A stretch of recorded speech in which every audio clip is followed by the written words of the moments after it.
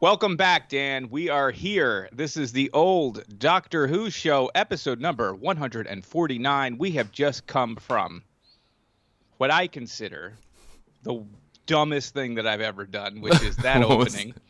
It wasn't great. No. A series of other. I hope people enjoy the new Old Doctor Who Show opening. You may recognize the music, not something I paid for, cobbled together myself. Features Dan and I, 1999, Dan and I. Yeah. Maybe the dumbest thing I've ever done. And I'm also someone that at one point took the inside Llewyn Davis shot of him in the snow and put AT-ATs behind him. That had previously been the dumbest thing that I have ever done. That's pretty good. So if you're still here, you've made it through. You've made it through the rain. You slogged through it. You did it. Dan, how are you today? I'm doing okay, Eric. Good to see you. So this is our second attempt in 2 weeks. This is our second video. We're gonna try to do this. It's gonna work out. Guys, we had a couple of hiccups. Let me just tell you, when he says a couple of hiccups, what he means to say is he nearly lost his mind and quit life entirely. We have always talked about the murder-suicide pact. Yes, right. How we get out of the show, which is why we're here now. What is the date on that? Is that soon? Yeah, we're not sure. Date keeps moving. We keep pushing the date back. But I nearly was like checking out before it was really Dan had awful. to be involved. It was not fun. Yeah. But we got through it. But this time it's going to be great. This time it's going to be good. We've got some new overlays. We've got some it's incredibly new fancy. intro. I got a new outro where I'm peddling my book. The whole thing is going to be great. And I'm here. I can't wait. I'm very excited. Dan, I'm very excited to talk about Wild Blue Yonder. Yeah. But there's two things that I want to discuss first. Before we get into it, tell me. Math fans, two things. First off, last time we did this show, what did I say? I said one of our listeners, Hair of the Hound, was in Doctor Who. Conrad we had talked Westmus. to him for over the course of 8 years. I think he was an early one of the early listeners in the show. One of the earliest ones. Biggest supporter for no reason. God bless you, but I don't know why you'd spend your time with us. Because this is gold. Oh, I'm sorry. What we make is gold. Yes, this is right? great. I mean, you were this very is wise sort of to like get in early. we're the Rapunzel of, or not the Rapunzel, the Rumpelstiltskin. That's the one. Yes, we're the Rumpelstiltskin of Doctor Who themed podcast. No, so he was on early. We had no idea. We talked to him many times. I feel stupid. I said it last time. I feel stupid that we did not know he is literally a companion. I mentioned this last week. We linked to a great interview. I recommend you all listen to it. No sooner, and maybe this is the Old Doctor Who Show bump in effect. No sooner had I do that they announce that he's back. The Big Finish is doing another story. It's called Doctor Who. I'm looking at my notes here, so I'm looking on the side. Sontarans versus the Rutans. Rutans? We must have covered Rutans in some fashion. Is the Croutons. That's what we called it. In the Old Doctor Who Show history. Yeah. I've pre-ordered it. It's available for pre-ordering right now. I think it comes out at the end of January. And what you mean to say is that he's the companion for the 8th Doctor. Yes, for Paul McGann's 8th Doctor. With Paul McGann. He is working with Paul McGann. All this time, and we had a celebrity listening to 2 or 3 seasons of it. And I'm a big fan of the Big Finish stories. So if anyone out there from Big Finish is listening and wants to comp Dan and I every once in a while, we will review them because I love them. I'll pay. It's fine. The Davros one is fantastic. All of the Colin Baker ones are great. But yeah, so can't wait. I encourage all listeners to pre-order the Big Finish thing, and maybe we'll review it. I'm hoping we can review it and then ask him to be on. We're doing it live. We're asking him live. We don't usually have guests for good reason. Yeah, because we're idiots. But yeah, technically, there's a technical hurdle. We're technically idiots.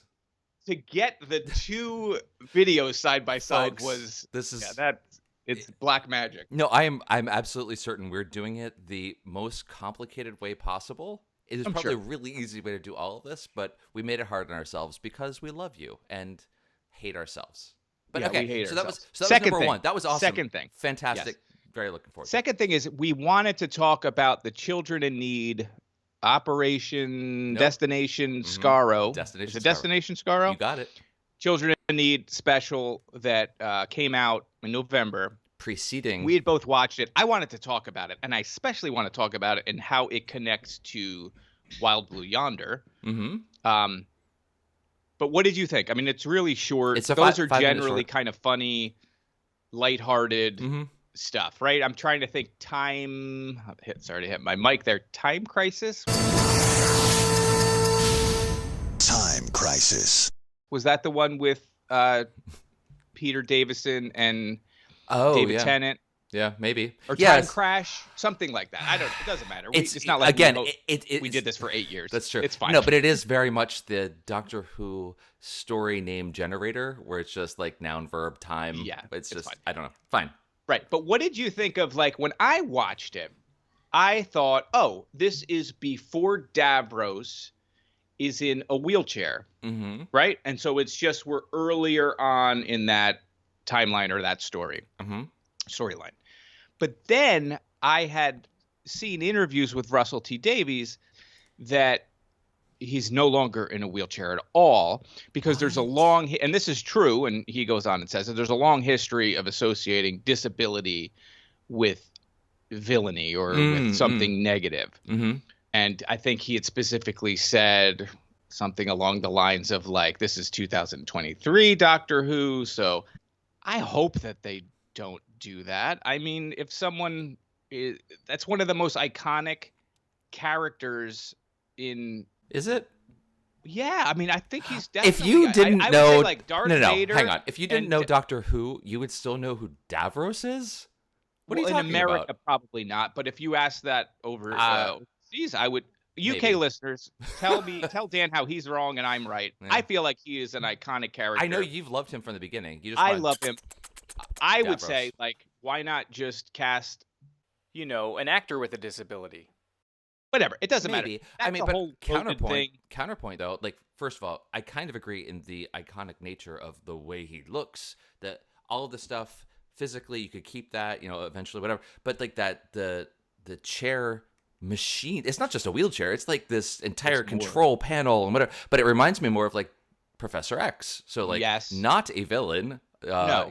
And no, and that is a thing. That is a trope that I am just not familiar with. So, like, when I think of someone like in a wheelchair, I'm not associating that with a villain. No, in the previous story, but I'm the head scientist for UNIT is also in a wheelchair, and a completely kick-ass character who, like, well, I disagree on that. I like the character. I don't like the notion that guns and weapons in your wheelchair makes you cool. No. I think because I'd rather have a Professor X type that's gonna, mess with your mind. No, I meant it though in the way that she deals with the Doctor. She's like unflappable. She's the one who's like sending them to battle. Don't make me the hindrance, and like sends the guys. Like she in and of herself was really.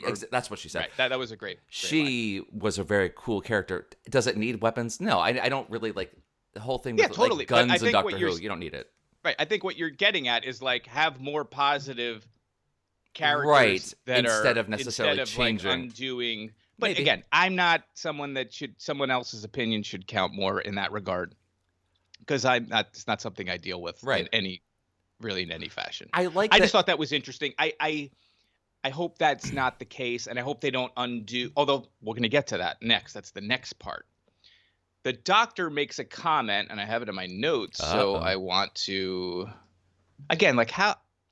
I assume these are canon, right? Written by Russell T Davies. Yeah. They are, but let's assume it's a canon. Okay. Like, let's assume that everything that happens is real. Mm-hmm. The Doctor says, the timelines of the canon are rupturing. I'm just going to go, and you're not going to say a word. Mm-hmm.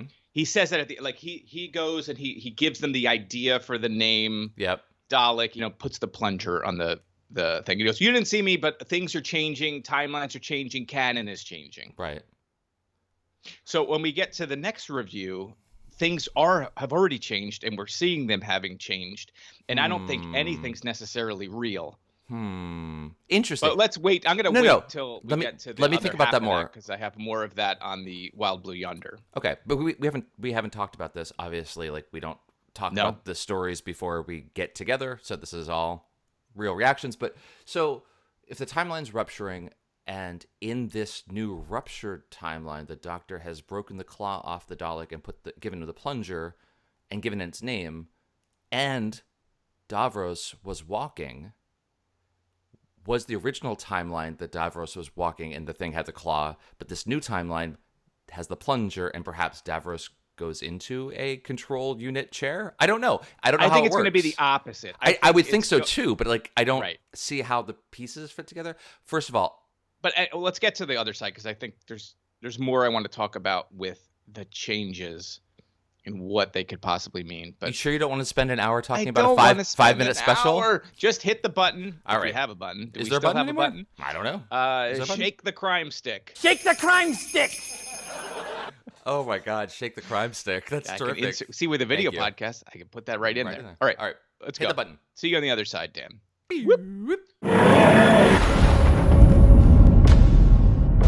Hello? Where are we? Oh, life signs. What are they? Dan, this is Wild Blue Yonder. This is the second of the 3 serials. I guess there's no official season here, so it's lucky number 2. So second, as we always know, the second special is always the lucky one. This is written by Russell T. Davies. It's directed by Tom Kingsley of the Kingstown Kingsleys. In this story, the Doctor and Donna are out of control in the TARDIS. They have no control. Spilled coffee has sent things into a real situation. They end up landing in I can't remember, 14th century. When is Newton around? Doesn't matter. 1666. 1666. Yeah, not 14th century at all. They end up talking to Newton briefly before going off on their way until they end up at a derelict space station at the edge of the universe. There's some mystery that awaits there. Why is the ship empty? Who opened the airlock 3 years ago? And what is that strange audio thing? No, voiceover. No. Intercom? Doesn't matter. Dan, what did you think of Wild Blue Yonder from 2023? Dan. That was really fun, Eric, and as fun as your extemporaneous summary of the episode we just watched. Yeah, and the whole time now I'm just thinking, oh God, why did I think it was 1400 for Newton? And it's just dum-dum mess. I'm a real dum-dum. Real dum-dum. So bottom line it for you folks. Bottom line. What did Dan think about? This is what people really want to. Yeah. It was a fun episode. It was a super fun episode. It was just David Tennant and Catherine Tate the entire time. And the two of them getting to play the alternate versions. Like, it was so fun just to see these two play the entire for 60 minutes.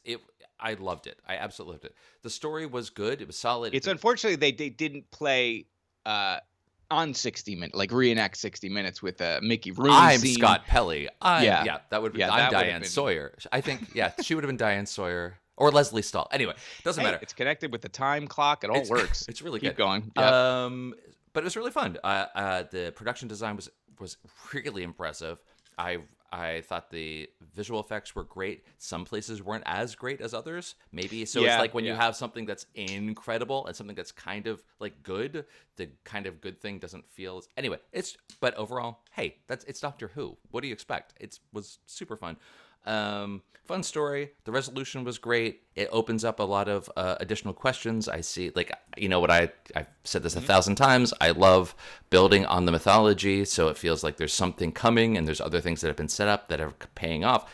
Fun the whole way down. Eric, top line, bottom line, sideline. What do you think? Top line, bottom line, sideline. Loved it. Maybe my favorite episode in many years. Rave review. Yeah, no, I thought it was. I'll just start. top. Let's get into this. Top and bottom I line. loved it. Every line. Everything you said was true. Mhm. Both of them together. I love a sense of mystery. I'm a big Alien fan, so derelict spaceship is always fun. I liked figuring things out. It was simple, but complex at the same time. It was incredibly funny. It becomes like a monster movie. Oh yeah, at for sure. The end in a big way, but it's not I didn't find it corny or anything. I felt like it was so well played. The acting was great. I thought the writing was great.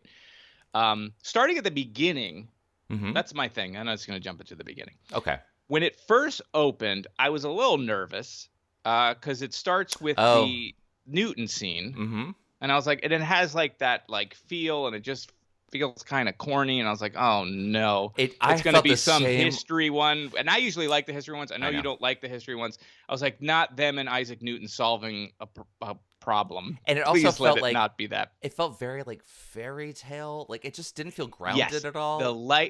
Yes, but all of this, I think, and I'll get to it. Do it. I don't think anything's real. I don't think that's Newton. I think. No, and so where do we even start? So, oh my God, I didn't know there was this theory coming, folks. Yes, First of all, I don't think any of that's. I don't think that's actually Newton, folks. Hang on, a warning. Yep. Whenever you finish watching this episode, please hit stop and clear your YouTube history. Otherwise, you're going to go down a conspiracy rabbit hole. All of your playlist is going to be QAnon, and it's going to be because flat all Earth. that stuff's real. I It's mean, all- if you're right, if you want to take your the mind red pill, blown, that's fine. If you want to just sit around and pretend that that's actually Newton, Okay, no. go for Well, it. think about it, right? So it is presented like it's a fairy tale. We know that there is some overarching villain, and we all know it's the toy maker, right? I mean, it seems Neil Patrick Harris, whatever. There's strings being pulled. There's machinations happening. But the real bit of information that's so interesting is the TARDIS crash lands there, right? And they pop out In and they the make apple the tree. gravity joke, right? You would not understand the gravity, or you could appreciate the gravity of the situation. Right. They both use the words gravity, They do. right? He takes off. Yeah. He says What was Gravity. What was that beautiful word? Gravity, mavity. and mavity, yes. And from then on, they refer to it as mavity. He doesn't. Now, the doctor remembers. He knows. 'Cause Doctor kind of No, remembers, but he totally also remembers. uses the word. He totally remembers both. I think he remembers because a part of him remembers, but time is changing. Everything is changing. Now, in the old Doctor Who kind of timeline, that would have happened, but they would still remember gravity. Both of them. They wouldn't have changed. I think and they would have landed, and everyone would be saying a different word, and like, oh my God, we changed history. Yet it doesn't work that way. Well, because time is moving in all different directions. So the timeline that she's from was already affected by the thing that sort of happened. And I wonder how much of what we think is true will be true. Like, they do sort of confirm later on the timeless child as being real. Even though she said, where are you from? He says Gallifrey, but then she says, no. You don't know where you're from. And you then don't he know. kind of remembers it in the same way that he remembers gravity, but then switches it to the other thing. So perhaps the timeless child thing was part of the puppet Celestial toy makers over. Like, maybe that is not real. Is he going to undo all of that? I don't know. Like, Oh, don't get my hopes up. I don't know, but it's there. Like, you could build that. Yeah. I don't like that as just a person that makes things to have someone else come and undo it. But nope, rip that out. People do that all the time, and that sort of goes. I mean, but with, you do kind of see that so much in comic books, and which you yeah. like. So like, absolutely. But that you just feels a new writer comes in and just different. destroys whatever came before it. That's in comic world. That is like that is inherent to comics, especially like modern comics. Like, that just is the way that it is. Keep the not core, in this type of you thing. keep the core stuff true, right? And you have fun with the rest. Now, Well, I'm not that's saying right, he's that's going to undo it, but clearly time and canon are moving and changing. Up for grabs. Yeah. And the fact that they did that whole joke, and they leave before he says mavity. Right. So if you're not paying attention and you watch it, you could be like, oh, they're just they're referencing the thing, calling it mavity because it's funny. Donna doesn't. She knows. And they also say Newton is hot, and then there's that part where, on the surface, it's the Doctor having been a woman and now is a man. And, like, he's not sure who he is anymore, and like, oh, he is hot, and like, and you can look at it on the surface level, or you could be like, oh, because he's hot because it's an actor that the Celestial Toymaker has, or whatever it is. Like, it's not really Newton. Okay. It's all changing. That's the way I interesting. am looking at all of this. Yeah. Well, that's really fascinating. I'm excited to see how it turns out. I think. Oh, another one. Wild Blue Yonder. Donna remembers it as Wide Blue Yonder. Does she? Did I miss that? And then the doctor corrects her and says it's Wild Blue. Like why is the TARDIS playing that particular song? They don't really explain, but she refers to it as the wrong title. Does she? Okay. And it's a war song, and then they land in a war. Right. That I'm with you. I just missed her. So I think it's I all watched connected. the episode twice, and I missed her saying Wide Blue. How did I miss that? Yes. I was she probably says taking notes as it he happened. corrects her. Okay. That's fascinating. I think. Yes. So I think with anyone, I can't wait to see where it goes. If anyone is going to do that sort of scope of change and play with canon and play with things that have come before, I'm excited to see Russell T Davies do that. I think he's really well equipped for it. Like the Bad Wolf original. Absolutely.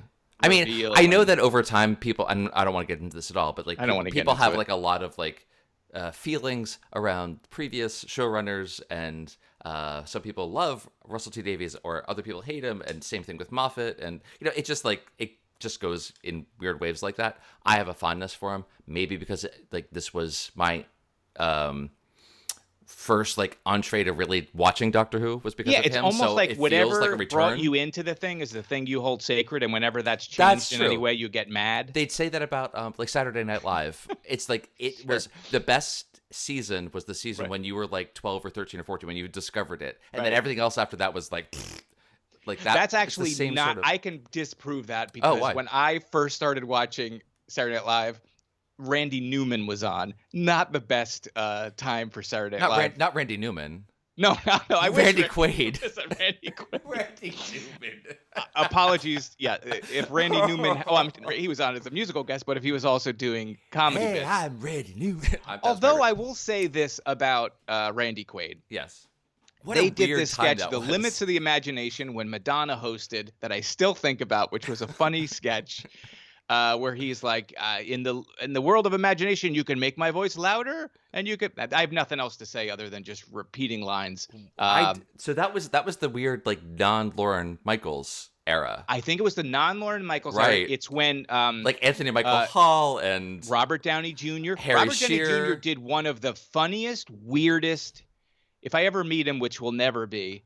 A lot of people talk about Iron Man. I would be like, did you write this sketch? So he comes out, and you can find it on YouTube. Robert Downey Jr. Look up Robert Downey Jr. SNL suitcase. Okay. I present to you Robert Downey doing a, what are you going to do? A confrontational monologue. Okay. He's wheeled out in a suitcase with just his head sticking out, sweating. Maybe it's the studio lights, maybe it's the atmosphere. And does this weird monologue. I know why whales beach themselves. Spider-Man told me! It's just bizarre. I'll link to it in the... Yes. So I just want to know, like, what was that? Like, and honestly, now that you say it, maybe that is my favorite eras. Because were just... It was out there. How bizarre. Okay, I have not watched that at all. That was a crazy. Anyway, okay, going back to this Wild Blue Yonder. Can I be a big stick in the mud? I want about you this? to be a stick in the mud or whatever you're gonna do. Stick in the. This is so pedantic. It has no meaning. It's like it's silly. That's what we live for. But the word gravity existed before 1666. Isaac Newton would have known the word. I looked it up in the Oxford English Dictionary. In that sense of the word, it was around at least 30 to 40 years before then. So in what context was that word used originally? So the OED breaks it down by different senses, like gravity meaning grave, like a dire situation. That's separate. That was old as well. Gravity meaning having relationship to weight in a physical sense. Earliest recorded written use of it's 1622. Okay. So... I mean, maybe why maybe we he bother didn't read it reviewing... and didn't like travel, like he didn't know. But like, it's I don't think we should review weird. anymore. So that like I said, it's dumb. You just changed my I'm telling entire you, opinion of this whole thing. Dumb. It has no bearing on anything, but it bothered the hell out of me to the Well, point no, where I mean, I had I to go and sign it with my library card. By the way, here's a fact for everyone. You can go to the Oxford English Dictionary, which costs thousands of dollars to buy the bound volumes. If you have a public library card in the U.S., you can get access to it for free. Oh, which is great. I love it. We I don't love know. libraries. Anyway. I'm going to defend the show. Don't. No, this and is the just worst say, show ever. Well, that doesn't really matter. It doesn't. I because told you it once didn't matter. he publishes his theory of Mavity, he can call it whatever he wants. He doesn't need to use a word that exists. He can make a new word up, and everyone would use that new word. Sure. And the old word would die. Eric, what did I say before I went on this rant? It doesn't matter. It doesn't matter. It's dumb, but it bothered me. Then they also do make reference. This is better. They make reference to, what year is it? 1666. Oh, Stay Away from London, which is the Great Fire of London, which was from also in Doctor Who. It was a Fifth Doctor story with Adric and Tegan and Nisa. Oh, Adric. And the Visitation. Wait, you say a Fifth Doctor story? It must be one we reviewed. Yes. What's the name of it? Oh. The Visitation. Oh, The Visitation. And Peter Davison. They leave. The very controversial Peter Davison era in which we sort of don't love Peter Davison. No. I feel like I do more than you do. I feel like him better. I he's came to like one him, of your least do we want to go back favorites. through this again? I came to like him better after Colin Baker. So in the reflected glow or opposite of glow, I liked it better. But yeah, like the Visitation ends with them leaving and just a guy's there trying to put out the fire. So like it was fun. Anyway, and then they make the whole reference to like calling him Sir Isaac before he is a sir, which is so yeah, maybe a lot of this stuff is going to come back. Maybe it was just a fun little thing because after all, this is a children's show that we're reviewing. So I don't know. But all of that, I mean, I love this episode so much for things like that. I love when something seems, when you could play something off as a dumb throwaway joke, like gravity becoming Mavity. Like Mavity, right? Every time. But when it's like cyclical and you go back to the thing, and as you keep going back, it becomes, and it has meaning as it starts to have meaning. That's like the best art. You know, Catch-22 is like that, where you read a scene, it's very funny, sort of like a kind of a absurdist gag, and then as you keep going back, it becomes heartbreaking as you get to the end of the book. I feel like that's what's happening with all of these things going back to Children in Need Special. Maybe I'll be wrong. No. But I would say Russell T Davies coming back to do this on the 60th anniversary. I have a feeling he's really pulling out all the stops and really has, in ways that he has always done in architecting an overall story that is broken down into smaller bits that feel ancillary to the story but really come back together. He's always done that. I have a feeling, I have a hope anyway, that it's all of that compressed into 3 episodes. So fingers crossed. Like, I hope so. I love how it's so far felt cohesive, where each part, while completely unique and separate, feel like they're telling the same story. Yes. I like that feel about it.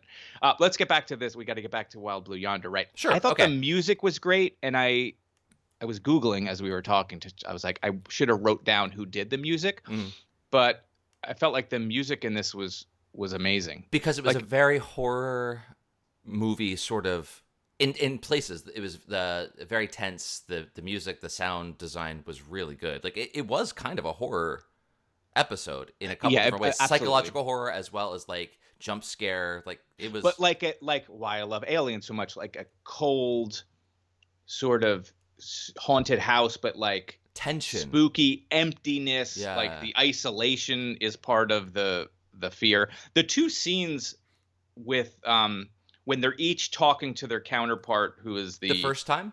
We didn't get a name for the bad guys, right? They were no things. They were nothing. The no things, whatever, from the edge of the universe. Which is also a very Russell T Davies thing. He really plays with words in a way that I've always loved, because I love that sort of like wordplay. But like the no things, like if you look at the subtitles, that's how they're spelled, NO dash things.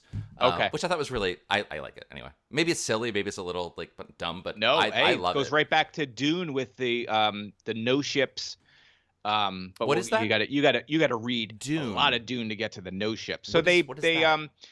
once I've never heard of it. I can't spoil it, but okay, stop. a character becomes so prescient Oh no. that can see all of sort of everything in time, so they can build these structures that hide themselves from that prescience. Precious. And they're called no ship. Anyway, back to the get Dune back to this. Let's get back to podcast. this. Okay, thing. sorry. Those scenes where the Doctor and the way it's edited is so good because you assume it's just a regular scene. You as a viewer don't know which one is real. You're talking about the first time. First time, right? So they're separated in 2 different rooms. They're separate in 2 different rooms. There's actually some very funny bits about the Doctor pretending he dies after he licks the thing. That was very funny. I loved it. But yes, they each have a job to do. Somehow the engine runs on slides that you would put in like a Fisher-Price slide machine where you play the record and it would go to the next slide. And water for some reason. And water, which was also an alien thing, like the dripping engine room from the Nostromo. But yeah, those scenes though, the acting in those scenes were so good. And wonderful. Catherine Tate was so impressive, especially when she started playing the evil version of herself and how cold and scary and menacing she was, because she's usually very funny. I thought her performance was as good as, if not better in some parts than David Tennant. David Tennant was amazing, so it was just both of them were great. Do we want to go in some order, or do you want to skip around? Well, you go in whatever order you want. I'm happy to keep talking about it because every part of it I really just loved. Well, let's talk about the TARDIS from the beginning. Yes, go back to the beginning. It materializes and slams into an interior room in the ship, and they escape just in time for what looks like fire shooting out of it. So is that the regeneration energy of the TARDIS coming out? Maybe. I mean, what else could it? Like, that is pretty much the visual effect is very similar to that. You're probably correct. I saw it. It was like, oh, gag. Fire. So much crazy I thought so stuff at first is until going on, but it's regenerating and changing its shape again. It felt to me, well, do we actually know? Here's a thing we didn't do research on. When a Doctor regenerates, they have, as established, especially in like Russell T Davies' years, that there's still that residual regeneration energy in them. That was the whole hand that led to the meta crisis to Dr. Donna. Like, there's the excess energy. Does the TARDIS have a similar thing? So maybe that's what's going on there, and that's why it's regenerating. But that would mean, how long has the Doctor had this face between the final episode of Jodie Whittaker's series and the first? I guess the Children in Need actually would be the first one. Children in Need, the way he comes out of Children in Need feels immediate. Like, it's right after, because he's like, I just did this, blah, blah, blah. Not like, you know what I mean? I've been moping around for 20,000 years. Yeah. But how much time passed between that and what was it called? What was the Rose one called? The last one was literally the last one we did. The Star Beast. I had to look it up. How much time passed between those two? Right. I'm not sure. Again, maybe they say it. Probably doesn't matter. But it read to me like it's regeneration energy. One of the pulls out the sonic screwdriver. Because you're the expert. Am I? Oh no. TARDIS is regenerated before, right? That's not a new thing, and maybe that's even in Classic Who. Every time the Doctor regenerates, the TARDIS right, because they get a new thing, so that's already. I don't know that it's regenerated. We haven't seen it, but yeah, I can't recall. Maybe it did. But yeah. All right. So you start at that scene. You're talking about the fire. Yeah. Just that. It was just fun to see that sort of thing, and the Doctor trying to get it to repair itself. So is it regenerating and that's what's coming out, or is it because the Doctor needed to do the thing with the sonic screwdriver and the lock on the outside to get it kick-started again so it can start repairing itself? Right. So I don't know what's going on. Maybe it doesn't matter. It's just interesting. We have to another see these instance of the sonic screwdriver being super powerful. In this case, you're right. He uses the regular screwdriver or the non-sonic screwdriver to pry open the lock, and then puts the sonic screwdriver in to trigger the regeneration. Right. So it hadn't been started prior. If you wanted to. Yeah. So that's what I don't know. It's unclear. We also don't know because I do love this too. The Doctor opens the door to look in to see what's going on with the TARDIS. We don't see his point of view. We just see his face kind of collapse, like, and he closes the door, puts his head. It's like it was brand new. Yeah, it was so. And Donna's like, "I'm sorry." She's so meek when she says it. "I'm sorry." He's like, "It's not your fault," but it is. that whole The scene two is of great them. too because The it's two like of them. yes. It's perfect for like two people that are friends, and he's trying not to blame her for Yes, spilling the there's coffee. so much of but that. clearly she spilled the coffee. Like, so it's a real scene between Yes. people that care for each other that are mad at each other. To go on with that too, they start fighting later. In that scene, over all this, and they decide to like they start shouting. They both calm themselves down. It's just. You can feel the history of these characters and also likely, I'm guessing, the history of these actors together. It just makes everything so much better. I have to say, having known for a year or more that these actors were going to come back together and that Russell Davies was going to do it, these scenes exceed the expectations, my hopes for it. And I was trying to temper my expectations to be like, it's going to be fun. No matter what, it'll be fun.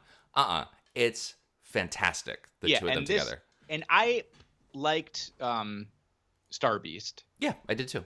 But this was so much, and maybe that's just because it literally was just the two of them. Just the two of them, So it was bottle like episode-ish. You had plenty of time to have those scenes because you didn't have to cut away to a bunch of other characters. There's no B There plot. wasn't multiple. The plot It's was one plot the whole literally time. figure out why you're locked in this trap box. And it really is. I just said it's a bottle episode, but it's like the biggest bottle possible. This shit.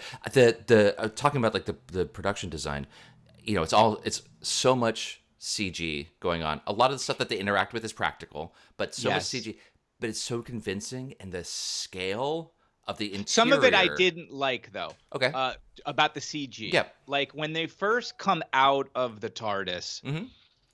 It has a certain look that a lot of Disney Plus shows have, where for me, it's like, oh, clearly they're in front of a blue screen. Now, I'm having watched 8 years of practical effects, classic Doctor Who. That's the stuff I prefer. I like the charm of it.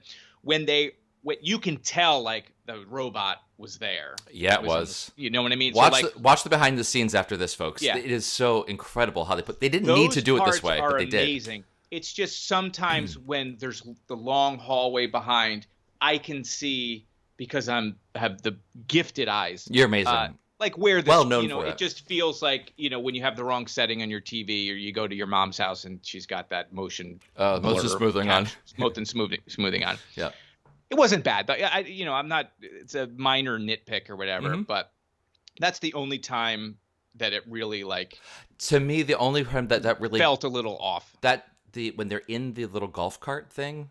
Yeah. And though I think it was a fun effect and I liked what they were going for, and I thought it was overall executed really well. But when the bad Doctor and Daughter, the No-Things, grow huge and they're chasing them down the corridor and their faces are all distorted, it both looked incredible and also looked really cheesy at the same time. I thought that was amazing. And that reminded me of what they were Mulholland doing Drive. was great. Like the idea that they were doing was, Mulholland Drive too. Oh, yeah. It reminded me of Mulholland Drive, and not to spoil anything, but there's two elderly characters that come chase. I know exactly what you meant.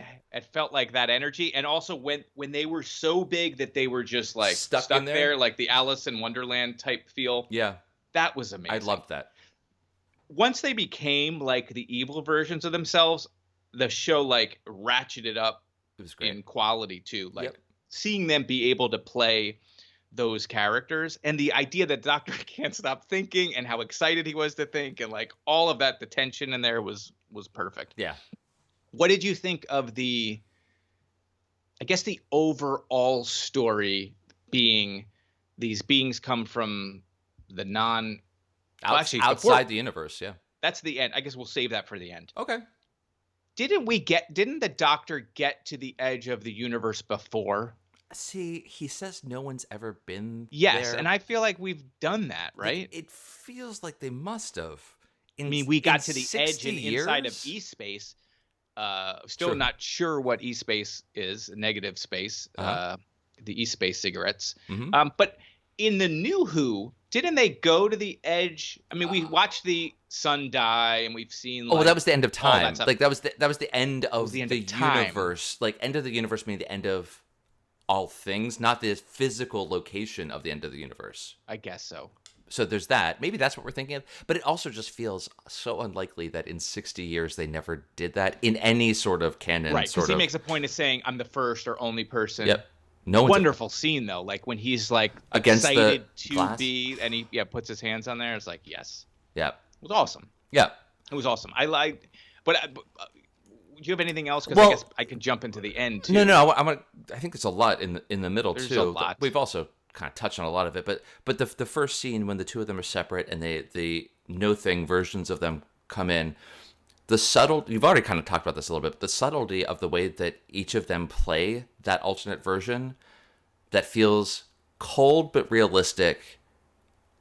And then the moment when we as the audience realize, like, oh, here's what's going on, but you see it in their faces too. Yeah. They're just so talented in the way that they're able to play the subtleties in just facial expressions.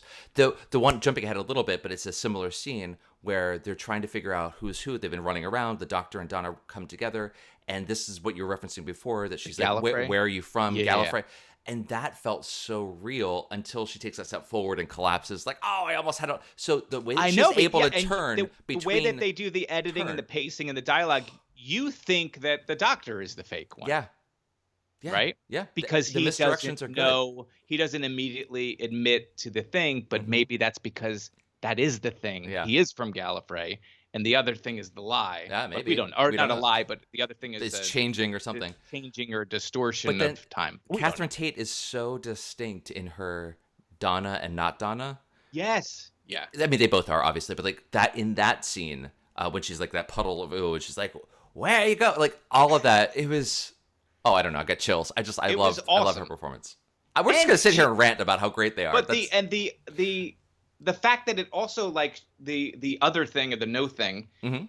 convinces the Doctor that it's Donna, and he brings the wrong Donna onto the... That's at the end. Oh, onto the don't ship. let's save that for a minute, Okay. because that is was amazing. fantastic, wonderful. I'm looking at my notes over here to see if there's. So what I was going to ask you, I guess we can talk about the mystery because it is constantly running through it. Mm-hmm. The voiceover, like, did you like when it's, because there's so much effort paid to these little bits of clues throughout. Did you feel like the payoff worked? Oh, that it was That she had slowed down things and the timing, sure. the countdown. I thought it was perfect. Yeah, Like yeah. I thought it was. Sometimes in these things you have the payoff. Oh, as when the well. reveal Come is on. like, oh yeah. No. For me in this case, I think I thought it was so well architected. Yeah, especially because, as you had mentioned before, the alternate Doctor knows that the Doctor can't resist a puzzle, can't resist questions. So they start asking the questions, knowing because they have his memories, they know who he is, and they're almost the same copy, that's what's going to happen. And that as he starts talking about it, the bad guy's also going to start figuring it. Like, it was really clever. I like how that all worked together, that it needed to be this incredibly slow countdown, because they can't understand slow. Well, that's just like, that's right. Okay, but I'm fine with it. And they use that as like, okay, why are they trying to scare us? They're trying to scare us For the to copy us adrenaline. faster. Yeah. Now, you could say, well, when they're having those separate conversations, they're talking about Wilf. They're very slow, but they're emotional triggers, right? Right. Wilf, Gallifrey. So in that sense, I'm like, okay, yeah, it would make your heart sort of And maybe increase. I would say maybe because that's when they had sucked the heat out of the area, and that's where they're getting the energy from, and that's how they're able to start. And then later, as they're solidifying, it's more about like that person they're copying. So maybe I don't know the laws of thermodynamics. It doesn't matter. The horse. It doesn't matter. That's like The horse creature, right? The horse alien. Oh, The the pilot captain. Yeah, has a horse head. sure. I assumed it was a horse skull. Having written a book in which there's a floating, talking horse skull, That's true. I've looked at You a lot are of an pictures of expert. horse skulls. You're an expert. What I was going to ask you, is there an alien that we've already dealt with that's a horse-headed alien? Probably. It didn't ring a bell to me, but absolutely, I'm sure that was Because they also do that whole gender thing with he, she, they. he, she, they, but he knows it's a she. So he's come across that creature before. Yeah, I could don't be. know. It was a little. That part was like, yes, for the he, she, they, for all of the reasons that people would get mad at that. And we didn't talk about how mad people are at Doctor Who. Wait, why are Could you people so imagine mad? hating something so much you do multiple videos about it? Wait, what when are I people post, saying? oh my God. When I don't watch this posted stuff. the first video, Mhm. like on YouTube, I was like, oh, like just looking around to see what other YouTube review shows. There is so much anger and toxicity over Doctor Who and woke, and you sort of expect some of that, but like multiple videos about the same. Like if you hate something, that's fine. You don't like it. If you hate it, walk away from it. Review it once, whatever. Like doing multiple videos, and if you don't like the story, you don't like the story. That totally makes sense. Absolutely. But it's like all, because there's non-binary characters or trans women's in it or whatever. And by the way, these are the same people that will say, I don't mind if there's a gay character or a trans character in the thing, but make sure it has some meaning to the plot. Don't just add it in. And then when you literally make it something to do with the plot, it's like, why are you making no, you can't this win. woke, whatever. It's all moving the goalposts just to be angry. I know. I don't want to talk about that. I don't go down those rabbit holes. How does the Doctor know that the horse, like, was there something to that? Was that like, I don't know. Maybe that's me overthinking the thing, but they make a point of her saying you don't know the gender, and then he says, no, it's a she. Right. That was so maybe it was. It definitely twigged something for me as well. I don't know where they're going with it or what it was supposed to mean. I like that they said he or she or they, but then when he said she and stuck with it, it seemed like a rational reason. Maybe you're right. Maybe it is a race that he's familiar with. I'm sure there's been horse-headed people at some point. And maybe it's not a horse head. Maybe it just looked like a horse head because someone needed to make an alien skull and they used a horse head reference. Or maybe I'm looking at something that's not a horse head at all. But that was interesting. But the whole like floating around and the knocking into things, that was all very cool.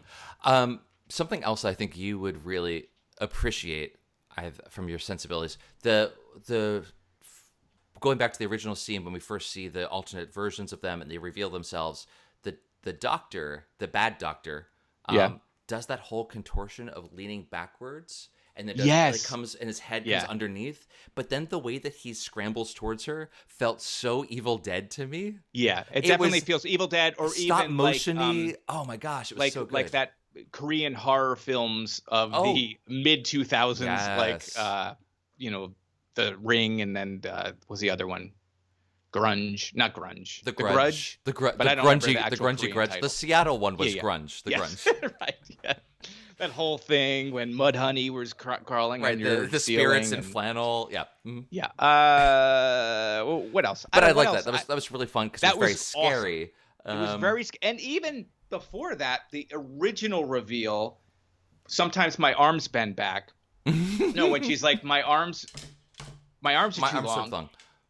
And it's like a weird moment, but makes sense for the character because they're trying to hold the shape in a shape they don't understand. And then watching them figure out, like when the doctor takes off his tie and he puts it on the ground and she's like, the tie's not there. And he's like, things that you take off don't stop existing. Right. And like the way that But he even started it by doing the thing of like, maybe they don't understand that skin and clothes are different things, which feels like another Doctor Who story we've seen, or I've seen that somewhere else, but I like that he's doing that as the misdirect of like, look, I'm figuring this thing out, I'm gonna drop it, and then he's like, oh, object permanence is a thing. Yeah, like it's great. That's awesome. It was wonderful. I thought the script was so good.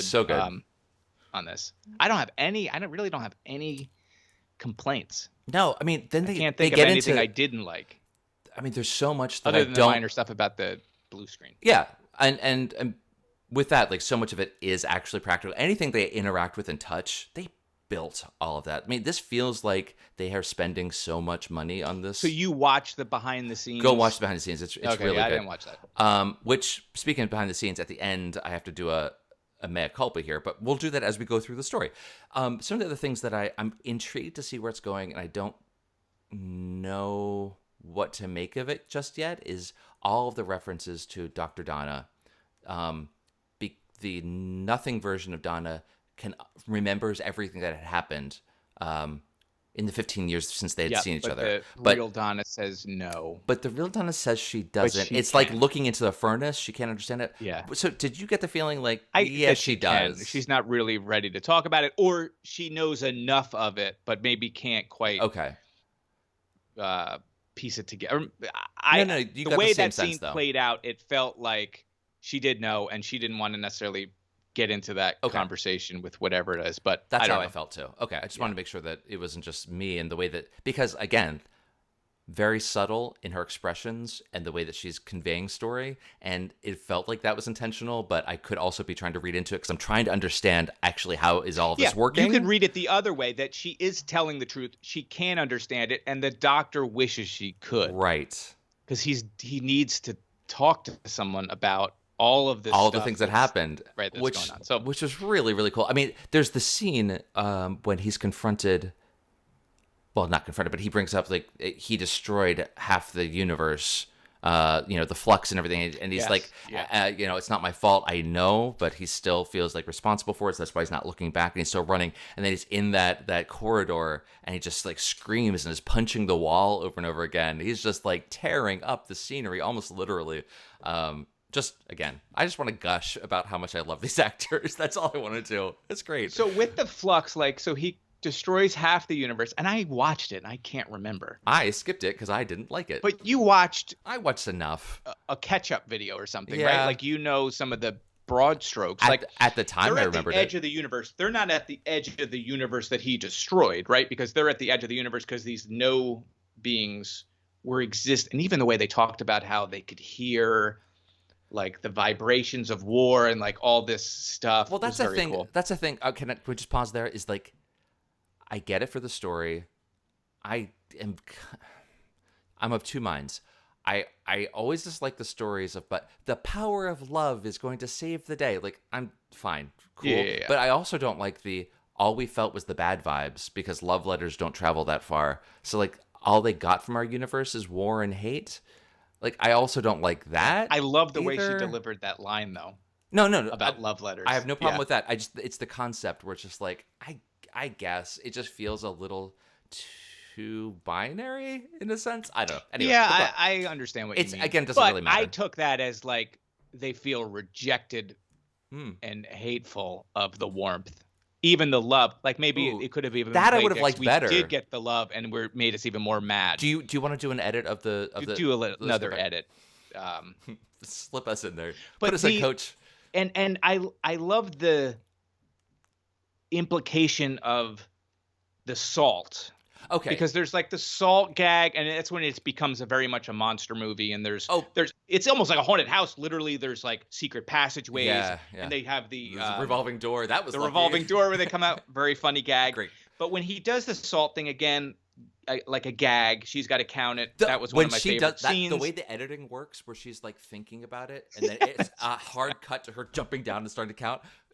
I laughed out loud. That was just so good. Anyway, yeah. But like, that becomes more at the end because he's like, I introduced a superstition at the edge of the universe. Right.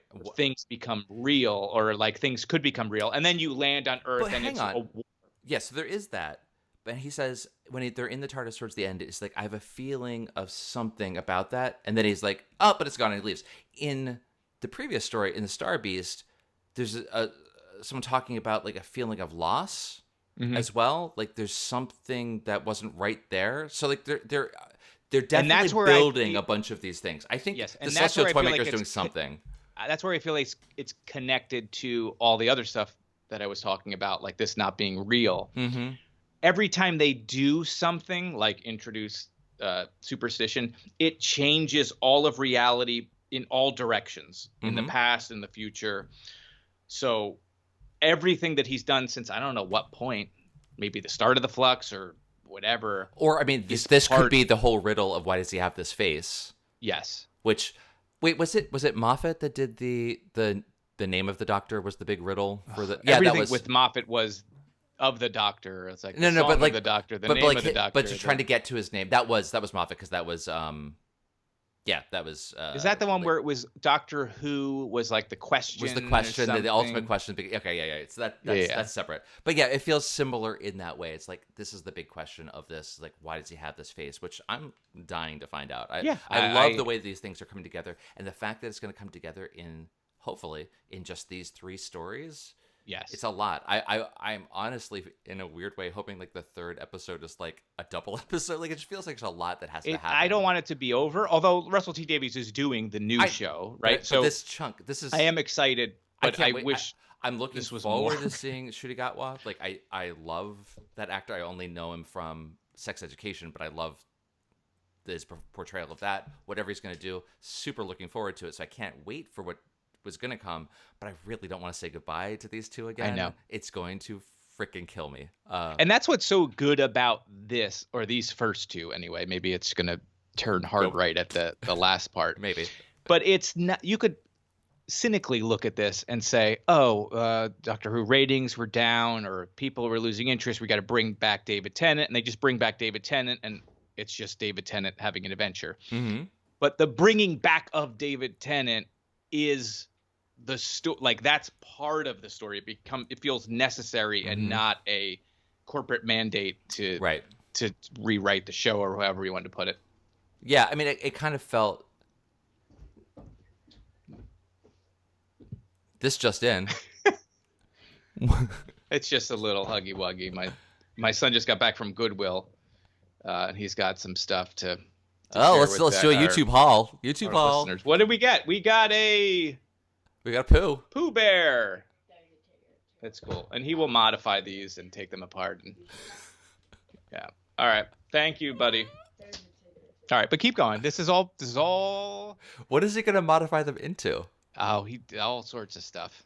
Are they like, you can find Coop's Creations?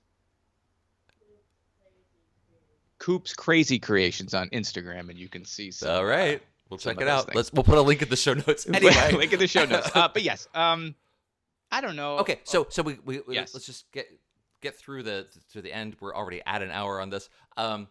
We got as we mentioned before at the end, they're racing to try to stop the robot. The Doctor's trying not to think, but they're figuring everything out. Like, all of that was super fun. And also staring at each other meta through the screen again. I think there's same as the previous episode. There's a glass wall that comes down, and they're standing on opposite sides of it. It's too coincidental for it to not mean something to me. You're talking about when they're physically separated, and they say, "Why aren't they?" I think that's when they talk about why are they making us afraid. Right. Yeah, and that's the whole. So that's the whole thing. Think. But I just mean the physical setup looks almost identical to the previous story. What is going on there? Right. I like as well. Like, we're just as clever as you are, and they're trying to get to the robot and trying to open the door. There's Catherine Tate as the evil Donna has this look on her face, this smug smirk that looks so good, and then they stop them from opening the door, and then it turns into this like disdain. Just it's the subtle. I love her. Okay, she does so much with so much fun saying anything. Like, there's so much non-verbal, and they David both Tennant do, too, obviously. But David Tennant does as well. Like, it's great. I loved seeing the bad. It made me want to have like a Doctor Who: The Return, with like a bad Agent Cooper or Mr. C. Yep. And have like a Mr. D, and it's bad David Tennant running around like in the universe. Where is Dougie in this one? Is he the pilot? Is Dougie the pilot? Dougie would be the pilot. Okay. Yeah. But could you imagine if all of a sudden there's the bad David Tennant fighting the good Doctor, the new Doctor? Yeah.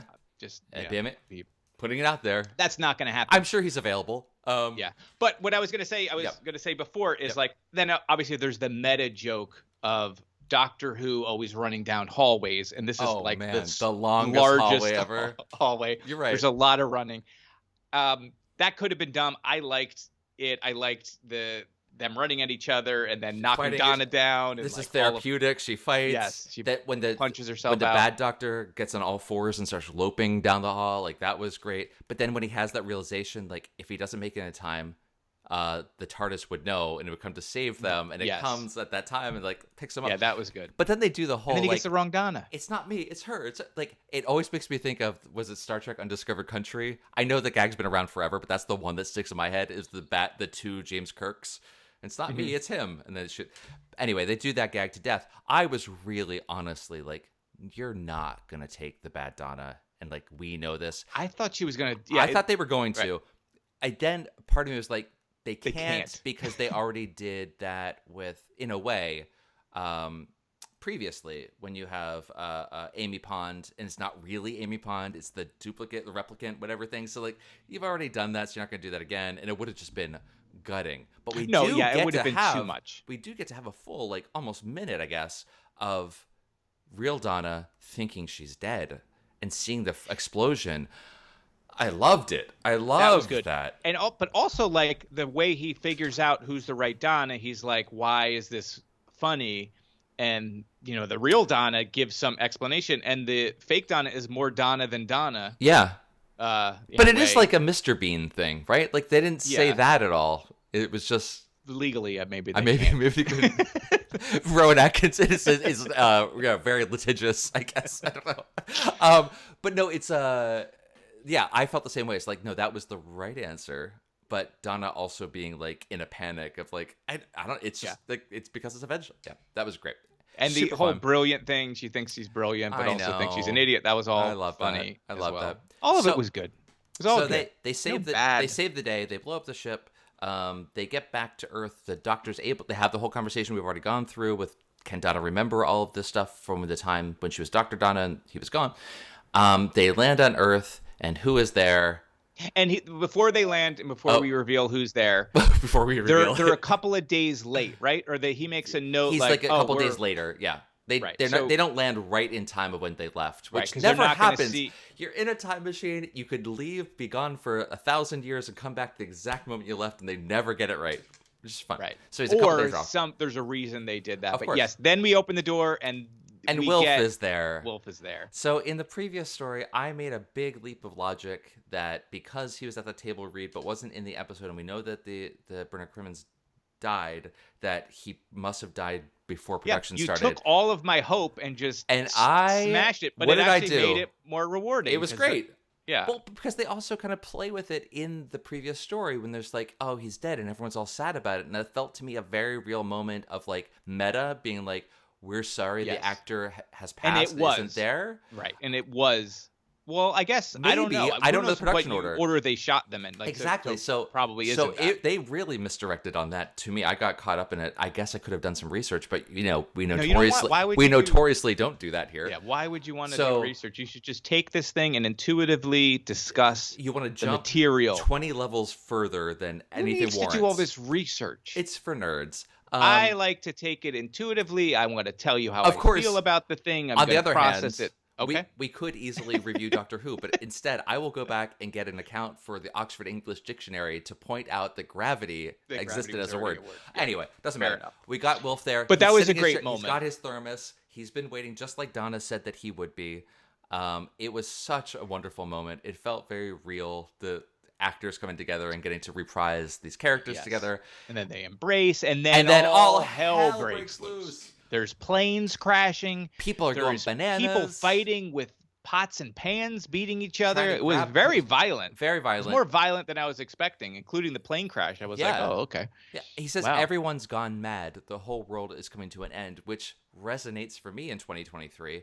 Mm-hmm. And then there was the plane crash that comes in that felt very Last of Us. Not as good. Last of Us was, HBO money, so it was a little bit different, but it had that ending, so it's like, okay, what's gonna happen? We had in Star Beast, the Meep makes reference to the boss. We know that this is all going on here. You have this feeling, and we know that time is changing, the canon is changing, and words are changing. I mean, we have out of order. We know that the Celestial Toymaker's coming. I wonder how this would feel if we didn't have that spoiled. That Neil Patrick Harris is playing Celestial Toymaker. It would have been nice. It would be very different to see it in that light instead. So, oh well. Knowing that's coming is fun too for the anticipation. We really don't know.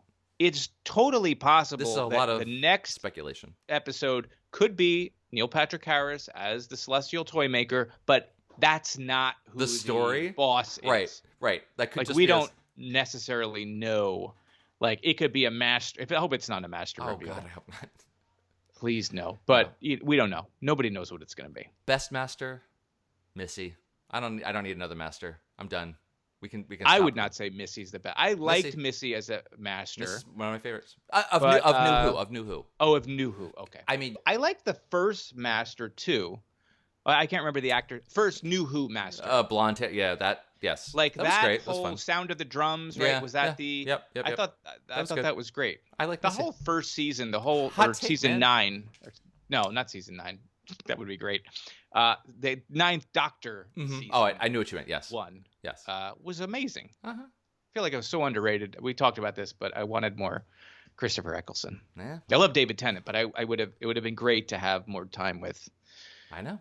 Eccleston. He was great. He knew what he was Underrated doing. Doctor. He left him wanting more. Okay, Eric, I think we went through all of it. Is there anything else that we didn't cover dude, that we need to... At this point, I'm just saying things are great. Yeah, we could just keep doing that for another hour. It is, though. It was fun. We covered everything. I mean, there wasn't any other bit. And we talked about the Gallifrey thing. Nope, it's super fun. Deal. We got huge we talked mythology. about my theory that none of it is real. That is not Newton. Yep. That clearly that's not real Earth. Maybe. There's a lot of questions, a lot of furthering of the story, of the mythology. We got these actors together. We had a bottle episode that was just the two of them. Like, it was all around, probably 10 out of 10. I don't know. 10 out of 10. Pretty damn close. No lie. It was maybe one of my favorite New Who's of all of them. Yeah. I'm with you. It's got to be in the top 3 for me. Yeah, even the effects. But, like I can't name any other episodes because I forget them all. to derail our ending when it feels like it's coming to a natural ending. I like to just bring something up that happened earlier. Is it about Dune? You talked about how the effects were hit and miss. Mm-hmm. Did you specifically mean their morphing effects, like the mouth dropping? That one wasn't great. The jaw was the stuff? one wasn't so good because the arms and leg thing were all real. That was all practical effects. Yeah. So putting them together is a real tall order. Yeah, that was my least favorite, but I didn't care because I liked the concept of it. I felt the same way. Like, what am I? Like I said, also about? when they're gigantic and crawling down the corridor and their faces all morphed and everything, some of it just looked low res to me in a way that didn't quite read. But the concept and execution overall of that overweighed anything. It was fantastic. Okay, yeah, so we are good. We're are good. done. We did it. I hope you guys liked it. We'll do one more of these. And then we're going to be here in a week. So yeah, you got we'll see us you in a week. again in a week. Sounds good to me. All right. All right, Until buddy. next time, Dan. Thank you for watching. So, what did you think of the story? Let us know in the comments or write us at theOldDoctorWhoShow@gmail.com. And if you want to support the show, please let others know about us. Share it on whatever's left of social media these days. If you want to support me, I've got a number of books available for purchase, including On the Island of the Mad Magician. It's available right now on Amazon or wherever fine books are sold. The Wolf and the Well, the sequel to the graphic novel Goblin from Will Perkins and I, was recently announced, and it's available for pre-order today. It really does help a lot. Till next time, be good. Where's my robot, you know?